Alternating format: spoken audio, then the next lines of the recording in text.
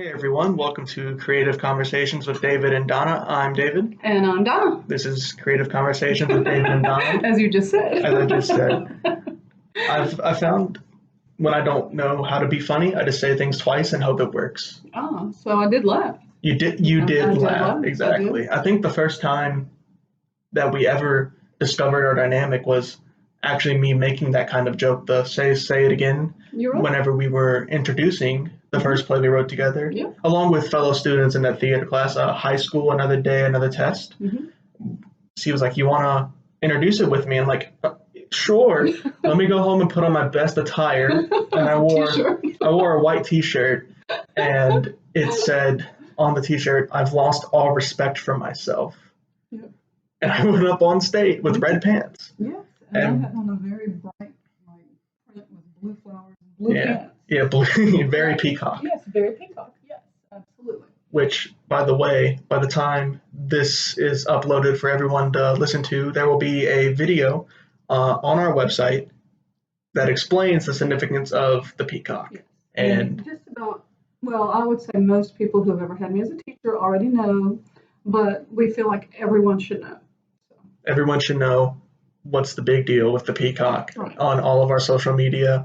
I think we're going to change our YouTube banner to that too. We should. Because I was having trouble fixing that. Like I actually had that thought this morning. So see, we have a big connection. We do have. Let's go ahead and jump into the connection we were just talking about then. Yeah, but I have to say, so I told David something that it's not like it's a secret, but around my house, if I'm just sitting on the couch and I just lurch for no reason or my head just snaps from one side to the other, people are just used to it. It's just, I don't know when it started, probably 10 years ago, but energy surges through me, like especially at night when I'm trying to relax, and I'll just lie on my bed and my head just jerks from side to side, and it's just energy. It just pulses, and I know it's just energy coming.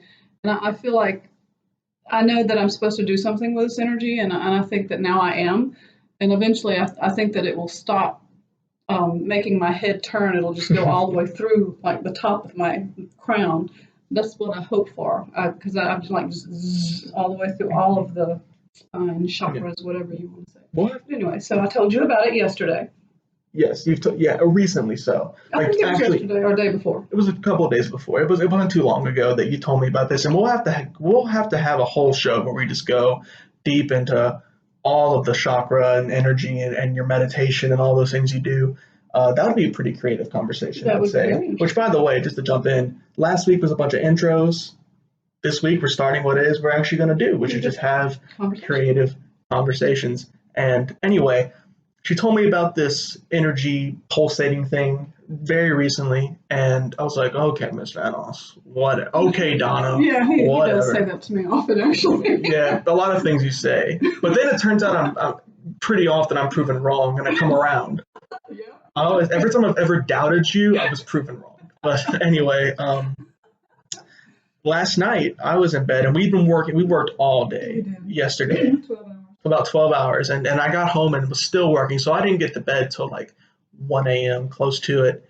And I'm laying in bed, and I get very sleep delirious. Like I once had a freak out. I was watching the show Daredevil on Netflix, and I had a freak out and thought that I was Daredevil Matt Murdock, and that my girlfriend had just caught me with another girl, and that my life is being ruined. And I had a panic attack about it. It was insane.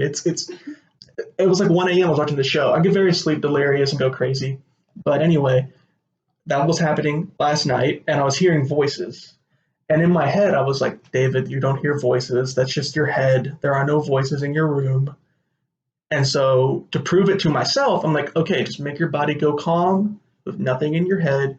Just become empty, and there will be no voices," which proves that there are no voices. Right. So I do that. Which I never felt this way, like the pure like nothing in my brain. And then I did what I can only describe. I had to show Donna on the floor a second ago. So, but over audio, the only way I can describe it is like a fish flopping around on a deck, like a convulsion. I just did it in the chair, which you can't see, but I had like this convulsion where like I was laying on my side and my legs went forward and my head went back, and then my head went forward and my legs went back, and it woke me up. What Is that what she was talking about? Yeah. Energy just like shot through me. Like I felt it in my spine. I was like, what the heck was that? And I was like, I'm gonna call Donna. Oh, it's 1 a.m.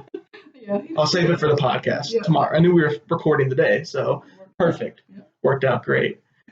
And then I also want to tell him she, as we discussed in the last week's episode,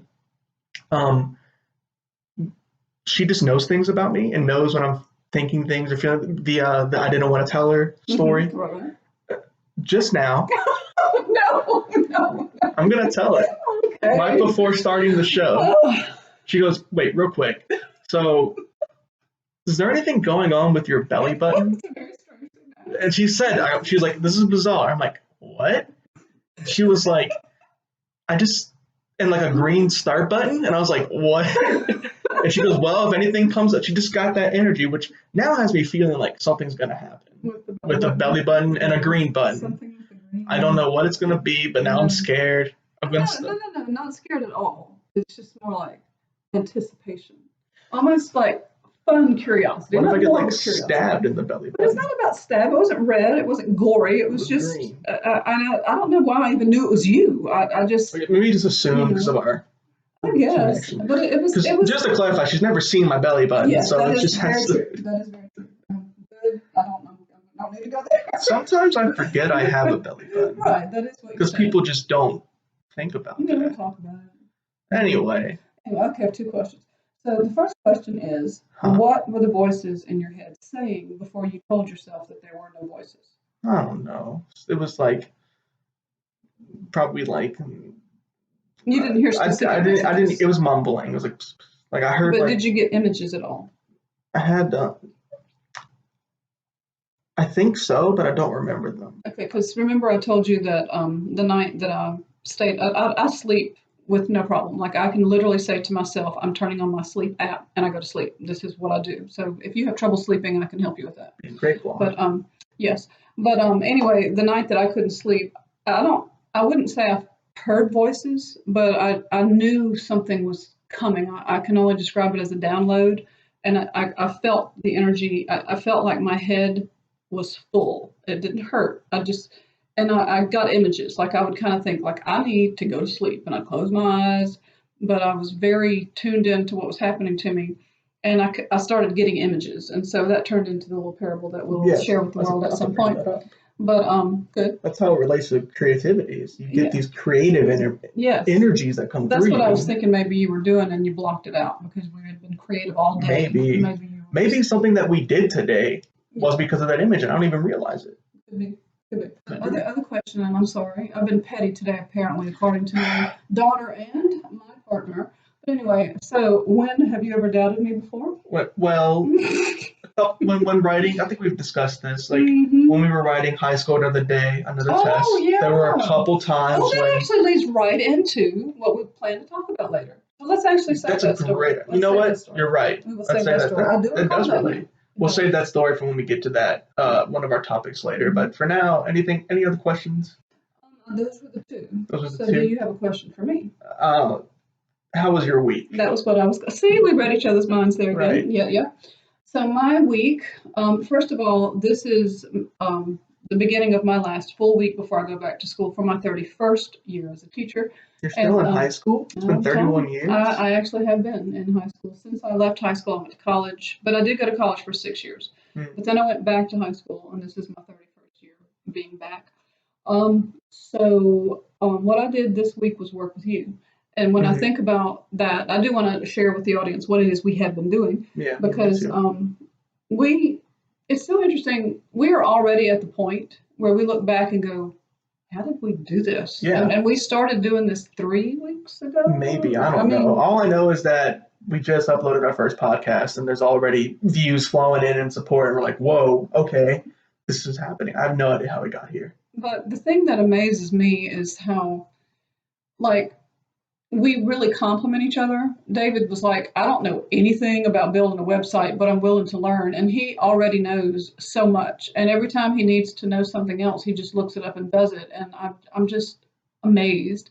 And I told him that it feels like everything that I have done in my life up to this point, absolutely just has brought me to where I am. So like making worksheets for school as a teacher and manipulating graphics, which I've been doing with our logos. And of course, I've had to look up and learn things too. And I have no idea how to do that. But and I don't think I could have learned that well. Well, I just do what I know how to do. You Right. know what I'm saying? But you have learned new skills. But still, it's just really interesting for us to think about. We believe in the power of living where we want to be. And so our goal when we started this was to make it huge, not just let's do a little podcast, Right. but let's kick off something that's going to take both of us to the stratosphere. And we have made a practice of being in that space, no matter what it is we're doing. Yeah. It just keeps us both very motivated. And we just had the conversation about, well, when you go back to school, because I am insanely busy especially as a theater teacher.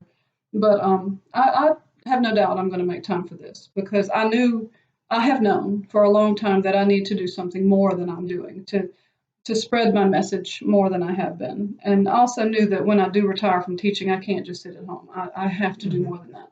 So this whole week has been just little pieces of that. Even if one piece, like today, we took pictures for the website, and that was fun because we got my daughter and we got all these crazy, sit in this chair and stand in front of the bricks and whatever. So, Which is not my thing at all. Yeah, but you took good pictures today. You really Thank did. you. I know you feel weird about that sometimes. Well, I needed more dating app pics. So we can talk about that a little bit. I think that's as far as we need to get into it. I needed more pics for my dating app. We'll just leave it there. So tell me about your week, which is very similar to my week. What are your kind of views on it? I have been exhausted, but a good exhausted. I think a couple weeks ago, when I still wasn't all the way there with this, which and you said it yourself, you've loved to see me become all the way there with this, which I have, and get in that mindset of, like you just said, living where we want to be. And a big thing we do is we say, well, when we do this, not, if we get a talk show. It's, well, when we get a talk show, we should do this. But anyway, I lost my train of thought. Oh, no. What we're doing this week. Yeah. So a week ago or so. A couple. Yeah, I was pretty overwhelmed, and coming here felt like work still. And some days it still does, like, this is a lot of work, but time really flies now when we're working. Like, we worked 12 hours yesterday. But anyway, I've had a pretty stressful week, and honestly, coming over here to work has been like a breath of fresh air. It's like, instead of taking a nap after a hard day, because I still work like a normal day job. I work at a coffee shop. I'm a barista, which is a pretty cool skill. I'm realizing I have a lot of interesting skills. I can take apart and put back together an espresso machine and a yogurt machine. Yeah. It's but that's never going to help me anywhere else in life. You don't know that? You do not know. You know what? You're right. I don't know that. But I get really tired, and I could go home and take a nap, but instead I come here to keep working on this because we got to grind it out, and it's a lot of work, but it feels like I'm taking a nap when I'm here because I put on my flip-flops and a t-shirt and gym shorts, and I wear my hat, which I'm not a hat guy, but I've been wearing my hat over here a lot. I don't know why. I think there's some kind of significance to that, and I'm going to find out what it is. Yeah. There is something, because I don't wear hats, but I was in Disney World recently, and I bought a Monsters University hat, and even my sister was like, "You don't wear hats." I'm like, "Yeah, but I'm gonna get this hat." And now I keep wearing it here. So that hat's going to come into play one day. And I'll keep you all updated on that. And it's blue, and everything we're doing. It's blue. Everything's blue. Ooh. So my friend went to school today, and I haven't been able to get into my classroom all summer, which is a really weird deal because last summer we did all the work with your stuff in my classroom, and we wrote the whole play last year in my classroom. Which is where all this started. Was working on that. So she sent pictures because I need to go in and rearrange my furniture from them taking it out to wax. And when I looked at the pictures, I'm like, my wall is the same blue as the wallpaper that I have right now, which is our icon. So it's the wallpaper on your computer. Yes. So my it is. Wow. One more thing. It's just, and my room, of course, has peacocks all over it. So as we said, we will share the peacock story. It's a fun thing, and especially if you already know it. Ooh, speaking of that, so I have a lot of former students on Facebook. And I just posted this big thing, listen to my new podcast, and it's just so nice to have a way now to reconnect with all of the 30 years worth of students that I've followed and still kept in touch with, and hope to still, hear from more and even have some of y'all on the show. It's so exciting. Yes. And so many of my former students that I still keep up with are teachers, and so that's nice to see the impact grow, and that's something that you and I also have up our sleeves for later in the future, the idea of sharing that teaching impact. Yes. That is coming. I cannot wait. That's what I'm most excited about. Recently, we started discussing even more in detail what it is we want to do, and I don't think the sentence had even popped into my head when we recorded last, so I'm going to say it now. And I know this is related to a much bigger project we have in mind, but I think it's okay to say it here. I think it's very important, and I think it sums up exactly what I want to do. Being in Donna's classroom, you really do feel like you can express and say and talk about and be whatever it is you want, which is very, very rare in a high school setting where you have to be fake or you feel like you have to be fake and someone different. And you have to hide away a lot of things. In Donna's classroom, there's none of that. And she creates an environment where you can go up there, and we have a student who just starts doing cartwheels in class when he's like, I want to perform something for you. I want to do cartwheels. Or we have students who just write their own thing and want to go up there and say it. Even in your speech classes, which isn't theater, it's speech, people opened up so much like we never would have imagined, because we created an environment free of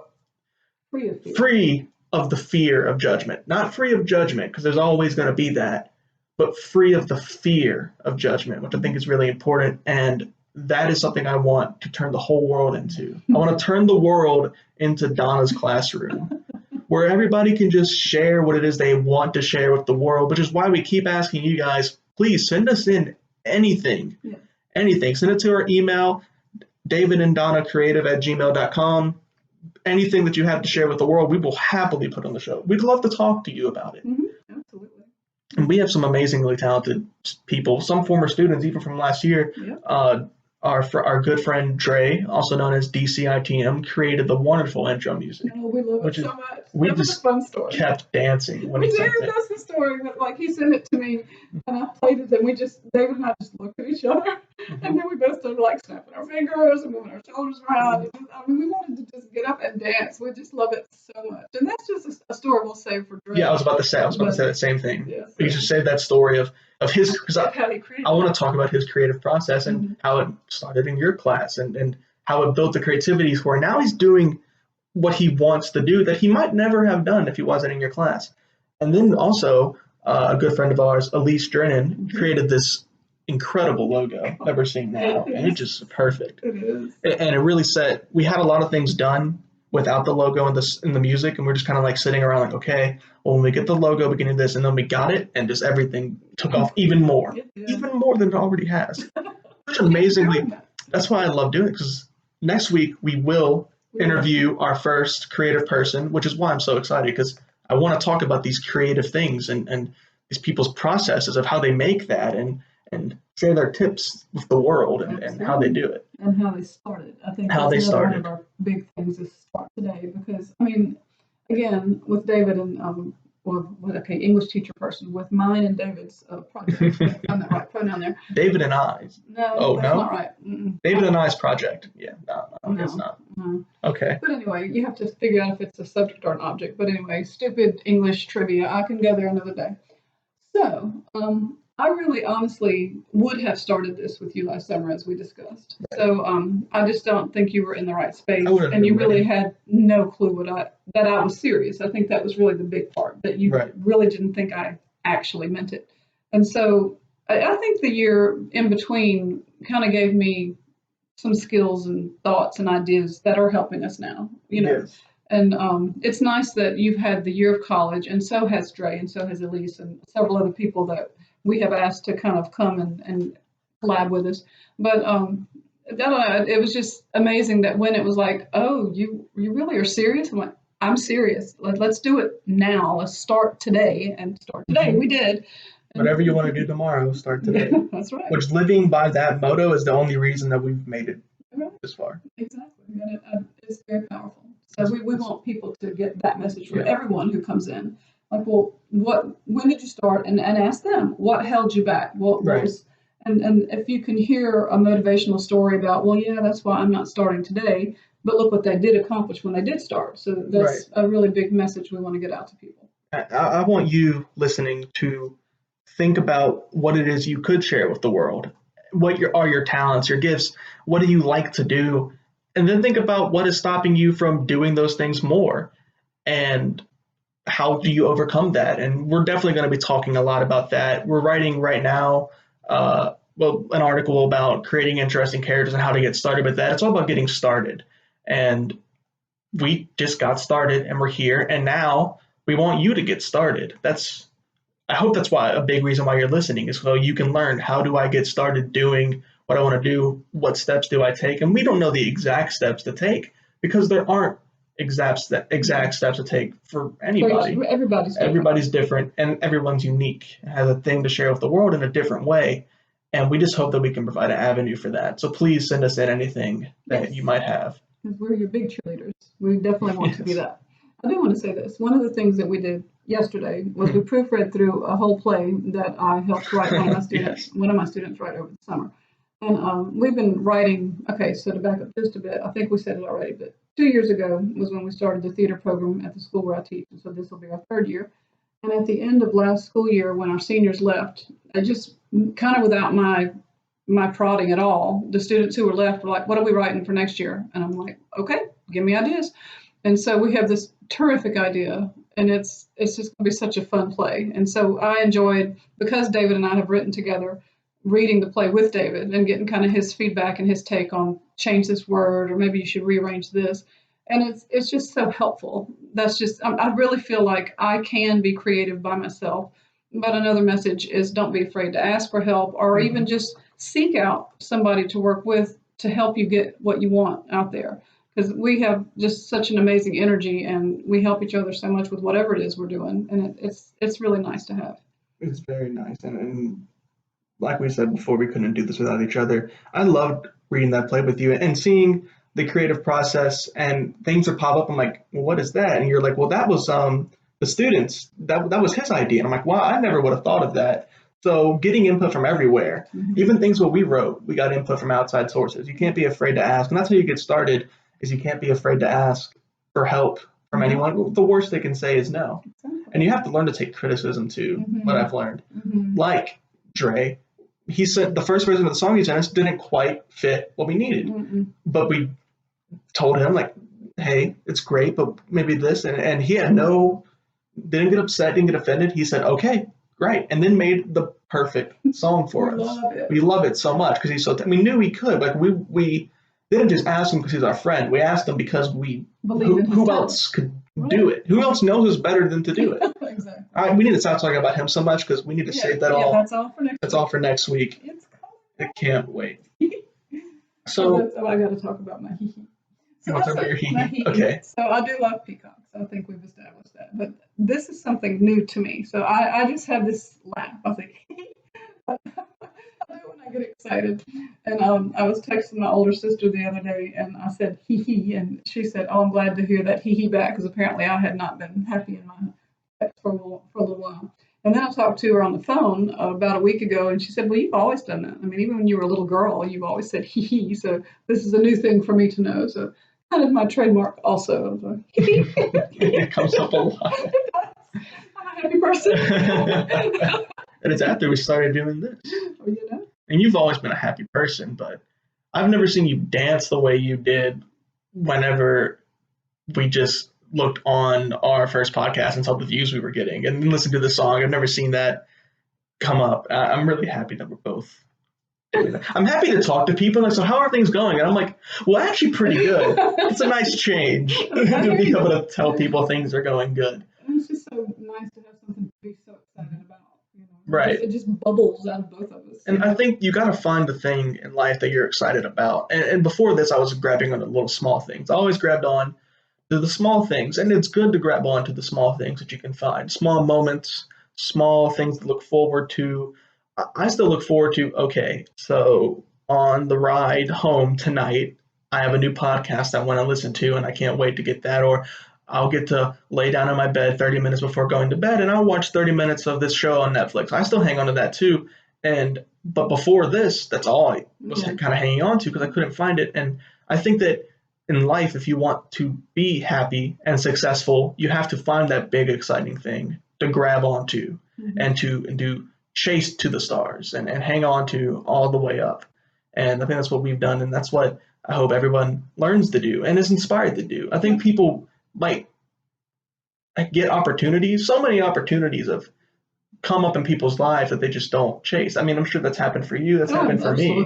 Absolutely. Me too. And for a long time, I dwelled on that kind of stuff, and I had so many regrets, and I still have things where I look back, I'm like, well, I would have done that differently, but it's okay now that I didn't do that, and I can be better, make improvements, and do things differently, and turn things around, and you can always do that from whatever position that you're in, especially using your creativity. I think that a big way to turn yourself around is to use your creativity to solve problems, or start thinking like, well, what do I have to offer? And let's put that out there, because everyone has something to offer that somebody else is buying somewhere. Absolutely. And I don't mean buying by literally physical money. Well, maybe, but buying as in they want to know. Yeah, or it helps them. And more importantly, it helps you. I mean, even if you sit down and paint a picture because you just feel like painting, that kind of gets you out of the mindset of even depression. I think art can just pull us out of all of these depths of things. And you find something that you just have a joy for and find a way to do it. Yes, and I want to know what it is that you, the listener, does to get that feeling of these things pulled out of you in an artistic way. Even just listening to music does that. I think so. Not just creating, but listening and having art, exploring art and finding it and delving yourself into that can pull it out of you, but also creating it can pull it out of you. That's why I think movies are so important. That's why I can't wait to write about that. It's one of my favorite movies. I saw Quentin Tarantino's movie Once Upon a Time in Hollywood recently. That was incredible. I love Quentin Tarantino. Can't wait to write more about that. But that movie's incredible. I just love film so much. I love the art form and how it goes. I would love to interview people who make films. Oh, yes. Well, no, you are going to. I'm going to interview. Matter of when. You're right. It's a matter of when. David and I talked yesterday, I think, about spoilers. So we understand that he can't sit here and tell you all about what he liked about this movie since it's in theaters now. But there are some other, Star Wars and older movies that you do love, and we can talk about that one day, or you can write about that. I plan on writing a few. I like to delve myself into these kinds of things, and it really gets stuff out of me. One of the big things that I've delved myself into before and just surrounded myself with whenever things were bad was the series A Song of Ice and Fire, written by George R. R. Martin, also known as HBO's Game of Thrones. I've read every book and every side book, and I've seen the entire show. Didn't like the ending, but we're not going to go there today. This brings me back to something we were talking about earlier with the story about a high school, another day, another test, and me doubting you and how we said we saved that story. Yes. I think we can get there now because I think that fear of judgment, we want fear of judgment to go away. And I think that relates to this quote that George R. R. Martin once said that, and I'm sure many, many writers have said before, but I know it from him, is art is not a democracy. And what that means is it was in a big response to fans being upset about things he wrote. And he says, well, you can't care what it is the fans are saying because art is not a democracy. It's mine. I'm doing it. You don't get to make decisions for it. Now, I want to debate that, but also explore what that really means. So what does that mean to you? Art is not a democracy. And do you agree? I do. I think that what it means to me is that when you do art, it is your personal expression, and that if you try to please everyone, you never will, and you will not be happy with it yourself. So you might think about some of the most popular things ever, Star Wars, Harry Potter, whatever.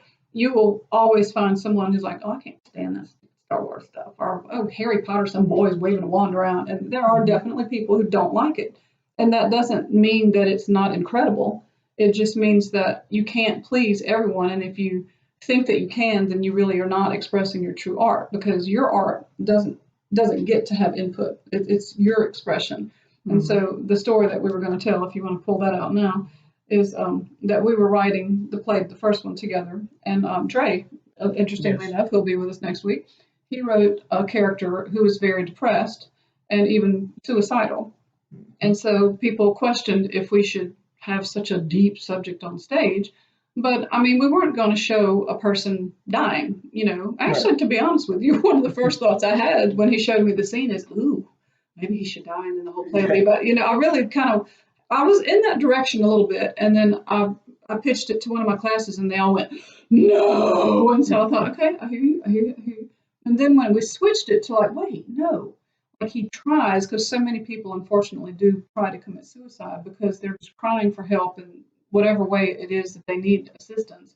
They're asking for help normally, and if they're doing something where they might not actually die, then when they come out of it, people are aware that they need the help, and they hopefully most of the time will get encouragement from that. I know it's a very controversial subject, and I don't want to say anything at all to people who have suffered with depression, especially enough to consider actually suicide. Mm-hmm. But I knew from the art perspective of it that it would be okay to have it on stage, to show that when you are in high school, sometimes there are just horrible things that occur, and there are probably more people than we even know that go to that depth that really do. And the scene showed what happened, almost like a Scrooge type thing, where like ghosts from Christmas past and whatever came and talked to him in the delirium that he took from taking the pills.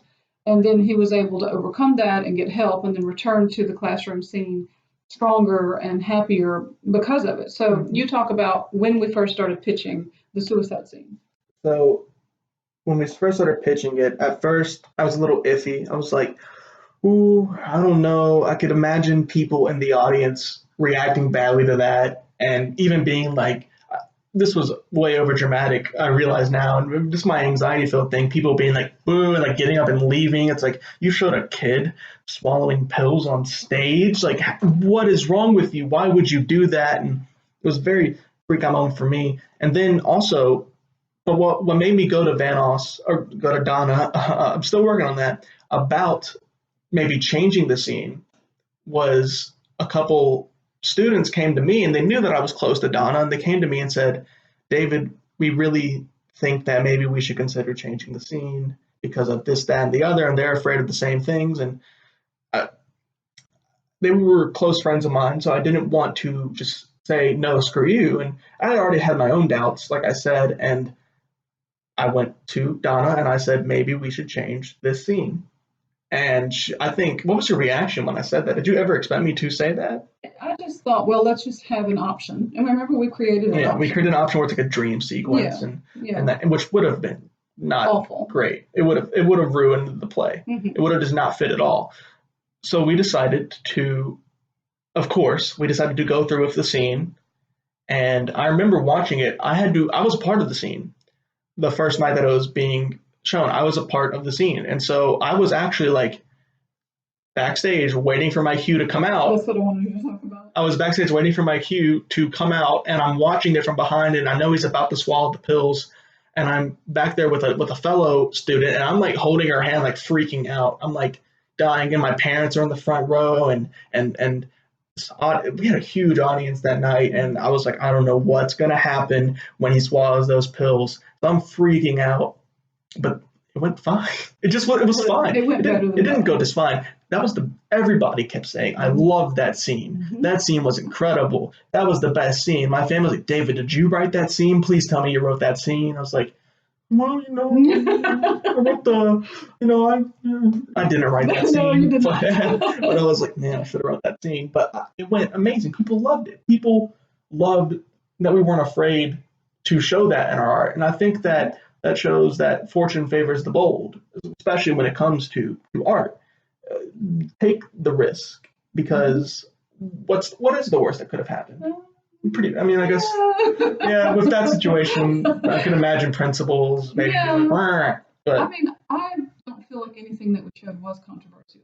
I feel like there are certainly controversial things that if I decided, hey, let's throw this up there, then I could get fired. If you're talking about the worst that could happen. But as far as the worst that could have happened for that particular scene, I guess people could have just come up and said we were insensitive. We did put in the program that the play does deal with suicide, and if it's an emotional subject for you, please be aware that we're not trying to whatever, or leave if you don't want to see it or whatever.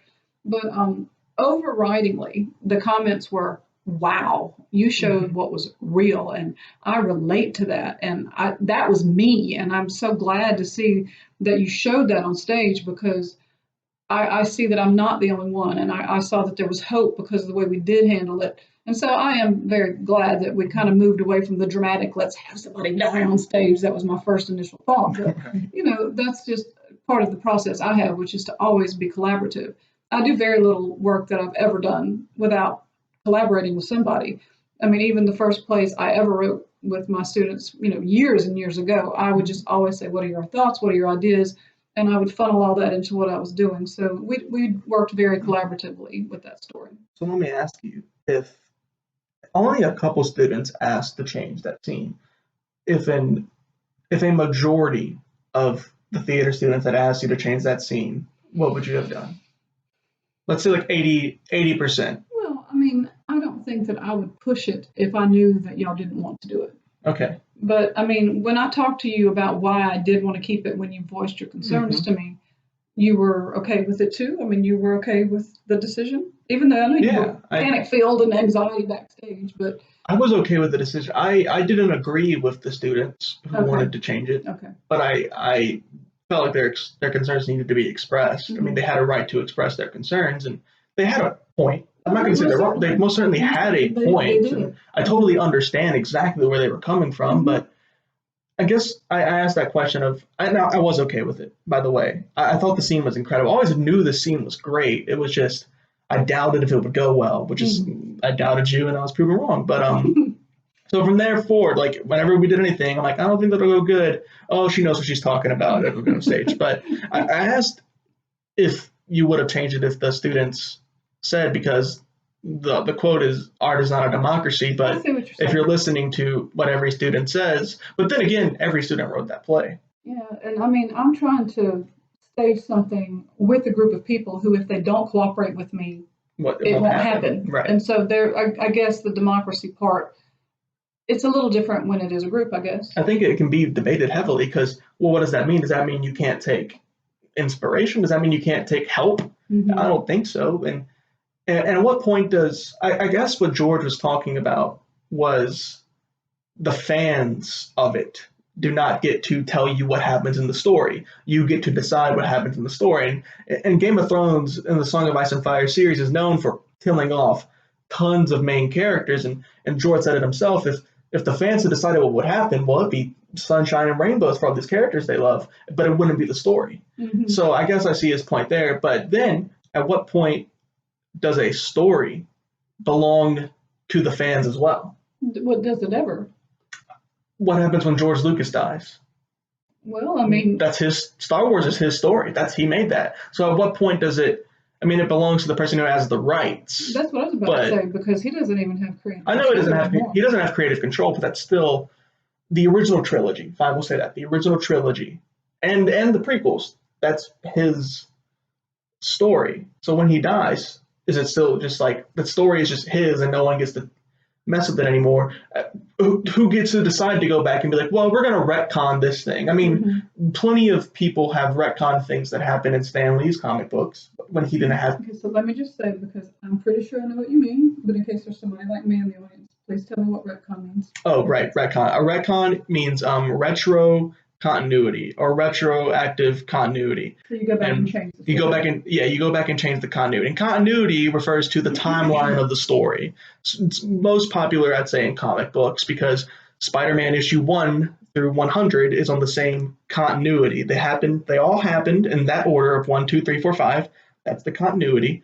And to retcon something, to retroactively establish continuity, means going back in a later issue, like on issue 110, saying, well, actually, in issue 100, when you thought it was Mysterio, it was the Green Goblin. And it's like, whoa! So it's retroactively changing what happened, if that makes sense. I hope that makes sense. No, I know. I got what you mean. I just want to make sure because of the terminology. Do you think that's a good description? I do, absolutely. Everyone should get it there. Yeah, so plenty of people have retconned things that have happened. So, okay, well, how do you feel about that? Do you feel like they should stick to the original and as sacred, or that's the person's creativity expressing to go back and change it? Yeah. I mean, what is it in your mind? I think that when it comes to characters like Spider-Man or any of these characters who become larger than just characters, they become like the modern day Greek gods. That's really how I see comic book superheroes. It's like the modern day Zeuses and Poseidons. This is our mythology. And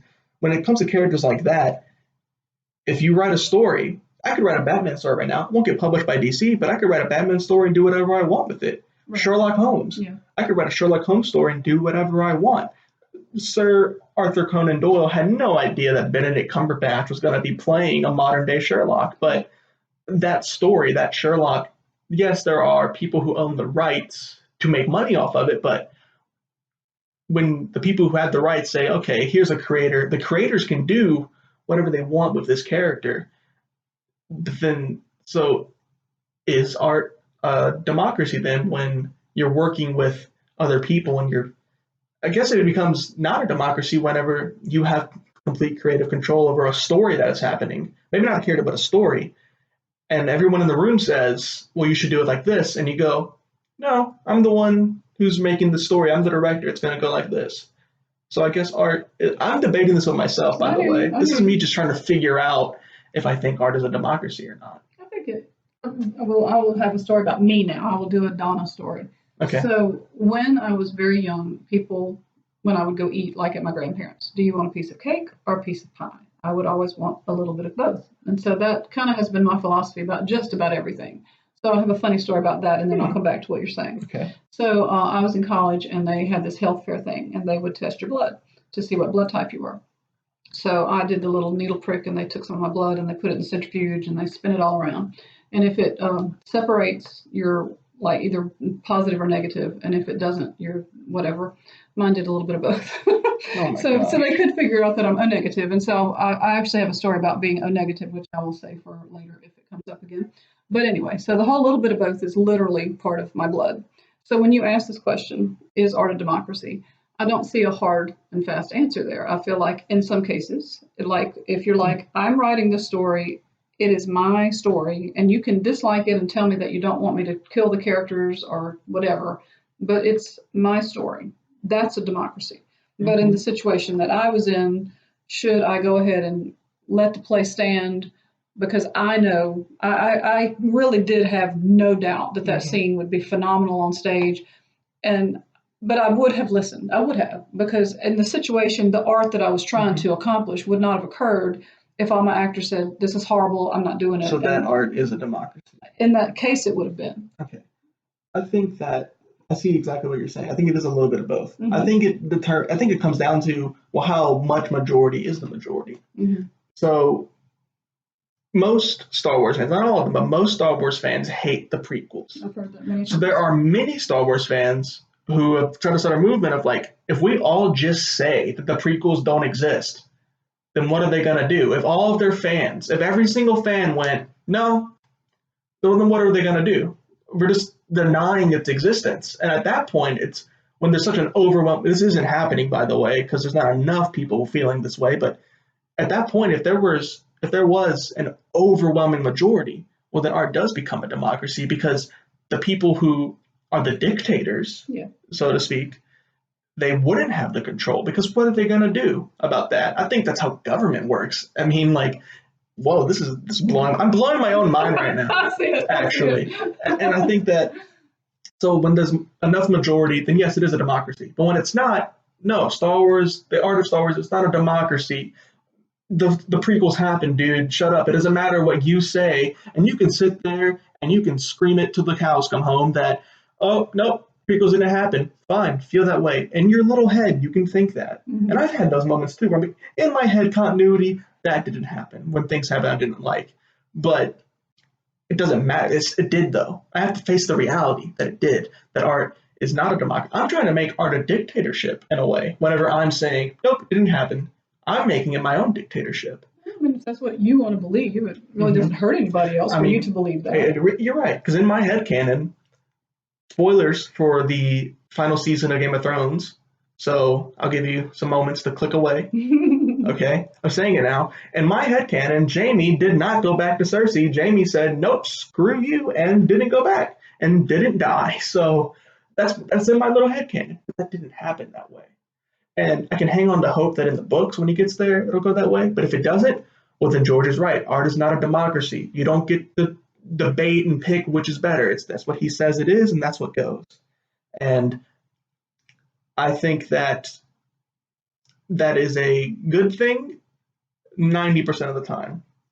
But then you get the Star Wars prequels. But then maybe that's a good thing, because there are plenty of people who like the Star Wars prequels. I really honestly haven't heard much. You know what? Good thing, bad thing. Who knows? Yeah, Who that's knows? it's one of our fun little philosophy things we've done. So good thing, bad thing, who knows? I'm sorry for talking so much about Game of Thrones and Star Wars. Well, I actually, since you are talking about Star Wars, I would love to talk about Star Trek. And I Go don't ahead. remember what it was you said, but something about the characters. So I know that there are the diehard people who were my age growing up watching the original Star Trek series with, the original cast with James Kirk and Spock and all the wonderful actors who played those people. And when they decided to reboot the movie series with completely new actors playing these characters, I know that it was just an upheaval. But then the argument is, are we just going to let the characters die off? I mean, does the story have to end because the original actor who played the part is unable to now? And I've seen the new Star Trek movies, and I like them. And I like Star Trek, period. I mean, I'm sure we could go through and talk about different series and whatever, but one of my all-time favorites is Next Generation. I watched that when it was on air. I was in college at the time, and I have rewatched the entire series at different points in my life. And it's so amazing to me that I'll see an episode and not remember that I had already seen it. But I know I have. I know I have seen them all. But I am just like jumping out of my skin with thrilling excitement. They're making a new series with Picard, and so many of the people from the series are coming back, and I'm just so happy about it. So when Picard comes out, anybody else who is a diehard Star Trek, especially Next Generation, some people will argue and say Trekker. So I've been to the conventions, or to at least some of the meetings anyway. And Trekkie, Trekker. I mean, you tell me which one you prefer. I just know that I love everything about it, and I learn something different from them every time I see them. They're very teaching type. They're good entertainment, but there's a lot of teaching going on, and I love them. So I would love to always talk about our favorite shows and movies. That's a creative conversation. Yes, we love these things. Absolutely. I don't think there's any answer to is art or democracy, but I'd love to hear what you guys have to say. Right. And that was my thing that I really wanted to talk about this week. And we went on for a while. I'm sorry, but I hope you enjoyed the conversation. But I keep saying absolutely. I need to stop saying that. I think this is absolutely. the 17th time I said absolutely. So sorry. Do you have anything? Do I have anything that you would like to discuss? I would love to. Our goal, by the way, when we have our conversations, we kind of figured this is what we would do. Is like he would bring up something to talk about, and I would bring up something to talk about. So I would like to talk briefly about Elizabeth Gilbert, who wrote Eat, Pray, Love, wrote a book called Big Magic. And this is a book that I read because I enjoy reading about so many things. And she talks about creative process. And to be honest, I don't know why I bought the book or even why I read the book, but maybe it was at the time when I was doing Creative Writing Club. I thought it would be something I could share. And it was. She talked so much about the idea that if you want to be creative, that you can go sit, like specifically if you want to write, you get in front of your computer or in front of your, paper and pencil, just make sure you show up. And then your genius will come to you. So she doesn't consider that you are a genius yourself, but that you have a genius. And one of the favorite things she said is dress up like you're going somewhere special. Don't just, slough out of bed and you're sloth, is that a word? Don't just go straight to your computer chair from your bed and your disheveled hair and your pajamas and expect your genius to come show up. You have to treat it like it's important. And I just love that. Her whole book is just filled with images like that, and how that when you start a creative journey, that fear will be with you. You're going to have the fear of rejection, the fear of so many things, and you just have to kind of have a frank talk with it. It's like, I know you're part of it, part of this world, but you're not going to keep me from doing this. And, you might visit me from time to time, but I'm just going to send you away. I just love her thoughts about creativity. I thought that was a phenomenal book. I should read these things. You always recommend things. I'm like, you should read that. I'm like, I should, and I don't.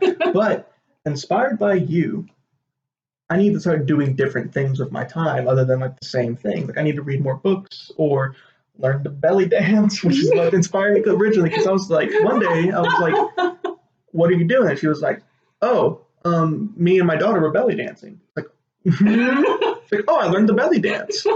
Let me correct you there just a second. Okay, sorry. I am learning. I'll put it that way. Okay. I am learning. Okay, can I kind of tell that story, I guess? Yeah, go ahead. So I have always been active. I like to exercise. I cannot stand to run. I want to throw up even thinking about running. I'm sorry, all you joggers and runners out there, more power to you. It is not my thing. But I've done everything from step aerobics to just following people doing. Oh, I do a lot of yoga as well. I just do all different types of fitness, and so I just decided to.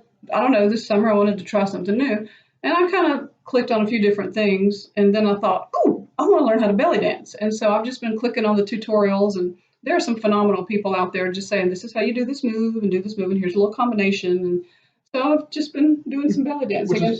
Go ahead, which is a creative way to exercise. It is that. And so David came over, I think one of the first times when we were just getting started trying to figure out what it means to do a website and what we wanted our business to be. And I stood next to him like, David, my head really hurts. I think I need to go take some aspirin. I was like really, popping my body around yesterday. I'm trying to learn how to belly dance. And I didn't know at the time that it even had any impact on him. But when we decided to, no, you came over to work on the play we were editing. That's what that was. So right after that, we decided to start this, and he came, well, he was actually texting me, and he was like, I want to do this. Like, it really inspired me that you talked about learning how to belly dance. And I was like, okay. So that's actually very meaningful to me, that things that I do are just things that I do because I'm interested in them. It's my path. It's my journey. But he saw what I was doing, and it inspired him. And I feel like that's how we all are. We all inspire people in so many ways. I mean, David inspires me just because of the way he has just so absolutely poured himself into what we're doing and has learned how to do this website stuff just with no help. I mean, he just did it completely on his own. And I just think we have such admiration for each other, but just in general, just as a human being, you are probably doing something that somebody else is looking at and going, wow, I wish I could think like that or be like that or accomplish that. And that's, again, back to our message. We want everyone to feel freedom from judgment and expressing their true gifts.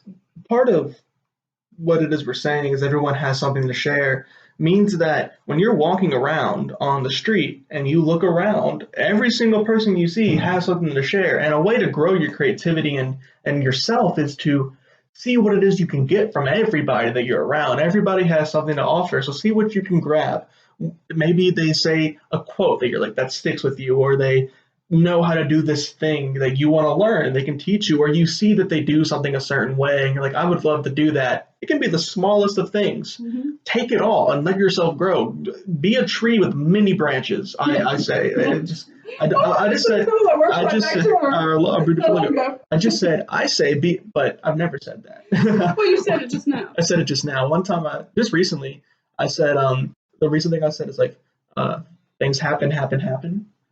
And I said that to Andre for the first time, and I was like, things happen. And he was like, I was like, you know what I always say? Things happen. He goes, you've never said that before. But you said it to me. I said it to you. You did say it to me. So I've said it before. So I think what's happening, David, is that, like, okay, I don't know. I guess I don't know how to really throw this out there, but at the end of our last podcast, our first podcast, we were just saying goodbye, and the words "stay creative" just flew out of his mouth for no reason. He just said it. And so we just kind of stopped the podcast, and he was like, is that okay that I said that? I'm like, I love it. And so that has like become the name of what we're going to name our company, Stay Creative. Because we were originally going to be David and Donna Creative or Creative Conversations. We've gone around and around the world with it. But Stay Creative, it flowed through him. And so I think when he's saying all this stuff, like I always say, I think it's just coming, like the energy that you felt last night. It's coming to you because we're taking the steps we're taking. And because I've learned to let go of so many things that I think about all the time, that are things that I don't like to think about, that make me sad and depressed and angry. And I've let that go, and I feel like it's opened up room for these things to flow through. It most certainly has. You got to think of your body is like a factory, and in the storage room, if you make room, we can get more come through if you make room in the assembly line. And that's what I'm trying to do. I'm learning. I'm evolving. You are evolving. I see it very much.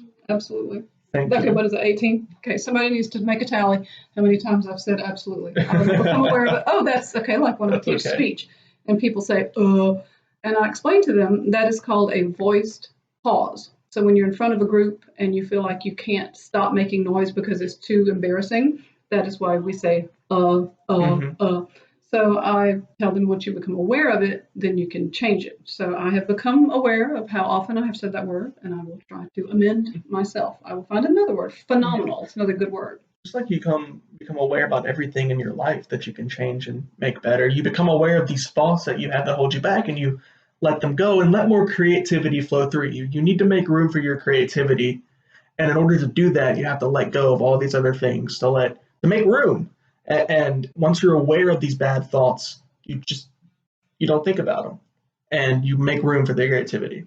So that sounds very much like me telling you that you need to start meditating. Right, which I will meditate at least once this week, and we'll talk about that next week. Yay. I promise. I think you should try for more than just once. I'll at least once. I'm promising Okay, at least once. Okay, well, you look like you're trying to say something. What? There's one last thing we need to bring up. Okay, go ahead.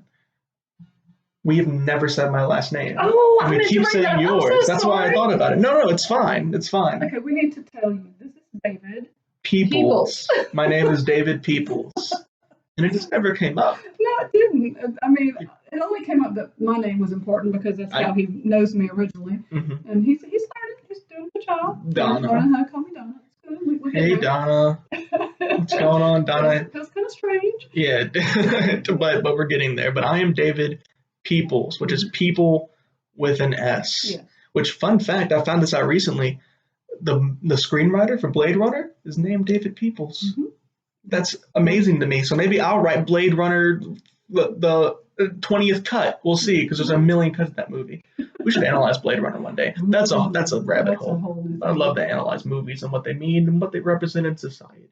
Yeah. Creativity can be important, and creativity can be important in social aspects and politics and changing the world in that way and speaking on so many things and influencing the world. And that'd be great to explore the power of creativity and how what you can share with the world. But it might not just be through entertainment, it's through entertainment, but it doesn't stop there. You could change the world with your unique gift in a way that's like not just, people like your art, but you can end world hunger with creativity. I don't know. I'm sure that's true. I don't know how, but I'm sure you could somehow, maybe. Someone can. I wanted to come back to my fun story about my blood type because that'll give us something to come back to later. And maybe other people have had this experience, but I have heard that if you have negative blood, which I do, that you are an alien. So maybe I'm an alien. And also I've heard that if you have blue eyes, and mine are like bluish green. Yours are kind of bluish green. They're closer to blue, I think. You think? It goes back and forth. Yeah, I think in the summer they're more green. I think it depends on what you wear. Oh, so we both have light colored eyes. But anyway, so apparently because of my eye color and my blood type, I'm actually an alien. So cool. that might resonate with some of you. Your hair? You have really light hair. Well, I have gray hair. So my hair was not always light. It was brown, very dark brown. Okay. In fact, pictures it looks black. So I need to show you some pictures one of these days because he's always known me with gray hair. I have long gray hair, which is another story for another day. But anyway, so if the idea of me being an alien is interesting and you'd like to talk more about that, let me know. But, creative conversations with David and Alien. Yes, David and Alien. Alien Donna. I don't know. That's like the Dragon Ball Z evolved version of you. It's like you level up, you become Alien Donna, and you have all your power unlocked. Peacock Alien. Peacock Alien. Yes. Alien. We should design that. Somebody please design a Peacock Alien Donna. Oh, that makes me think of one more thing. So one of the things that we really want to do soon is put up a weekly challenge. And so let people send things in related to that. And one of them could be something as ridiculous as drawing Peacock Alien or whatever. And if you have ideas for a good weekly challenge to throw up, and once we do finally finish this website, which we're very close to doing, and we can let people come in and view us every week, and then start sending stuff to us, which you can always send however you want to. Let's talk through our social media. So I made a Facebook page, and Facebook wants you to have a name. So the name is David Donna, and we can post the actual link to the Facebook page everywhere. But that's one place, and I made a Twitter for everyone to follow. It's at stay_creative_DD. And the name for it is Stay Creative. You'll see our icon when you go up there. Haven't tweeted anything yet, but once we get followers, we'll just start tweeting out random little creative thoughts. That's the plan. Now, didn't you say that you were going to look at settings or something, and maybe there's a way to change the Facebook thing to say Stay Creative? I don't know. I don't know if it is. We'll see. We'll leave a link in the description and click on it. If it says stay creative when you get there, cool. Yeah. If not, David, Donna, you get the idea. You'll know what it is. You'll see the peacock feathers. Yes. So you can always know it's us by the peacock feathers and by our motto, whatever you want to do tomorrow, start today. Right. And so the icon, because you're seeing the icon on this podcast, it's right. That is a crepe myrtle tree. And again, more information about that's coming on top of a book. And there is a story there. So we will make sure that becomes available to you as we develop our brand. Right. But that's our YouTube channel you're listening to. And we also, the email that we have is davidanddonnacreative@gmail.com. Yeah, so you can send us anything you have there. And if by the time this podcast goes up, our website is ready, you will find that link in the description. If it's not there, that just means that we're still working on it. We have very little left to do. Yeah, a whole lot, but very little at the same time. We keep knocking things down and getting more up. There's always so much, but then always so much less every day. It's a really weird, incredible feeling to have these things happening. I'm so excited. But keep going. I hope eventually, it's going to be great when we're so far into this that we don't have to talk about, we're working on getting this exactly. up. We'll eventually get past all of it. Yeah. I want to use it as inspiration for all those people who are like, well, I could never do that. Well, we could never do it either. We could never do it. Dude, I'm a 19-year-old college student, and you're a teacher. You can say I'm a 54-year-old. I didn't know I was a 54-year-old teacher, and we're from South Louisiana. Right. In small towns, and we're in a room. Yes. All you need to do a podcast is a mic and a computer, and all you need to be a writer is a piece of paper and a pencil. You can do anything. You can do anything. I said absolutely. You said absolutely. Okay, I will be more mindful. Every time you say absolutely, you have to dance. Inside joke. One day it won't be an inside joke. When you see that, I can't wait. We can promote all that stuff on it. Wow. I keep blowing my mind all the time. Anyway, any other thoughts you want to put out into the universe? Do you mean promote the place for the school? Yes. That's what you were talking about. Yes. Okay, thoughts for the universe is just complete gratitude. I truly believe in gratitude. And I'm not only grateful for you as my partner, but I'm grateful to have this opportunity that we've created together, and grateful that I have the opportunity to inspire and motivate everyone to be creative so that they can also feel the gratitude. Yes, that's wow. That came out of nowhere. I didn't expect you to say that, but yes. I'm very grateful for this. I can't wait to see where it goes, and I hope that all of you follow us along with it. Now, remember, if you have anything creative to share at all, even if it's not, we would love the Peacock Alien Donna, but even if it's not that, if you have anything at all creative, please send it to us. We'd love to see it. davidanddonnacreative@gmail.com, or you can tweet us or like us on Facebook to post those things. And like I said, if the website's ready, it'll be in the link in the description below. And there's a place there where you can submit anything, leave comments on our blog. We'd love to hear from you. That is the very important part of this, is hearing from the audience. Yes. So any other thoughts? I'm good. All right. This has been David and Donna. Stay creative.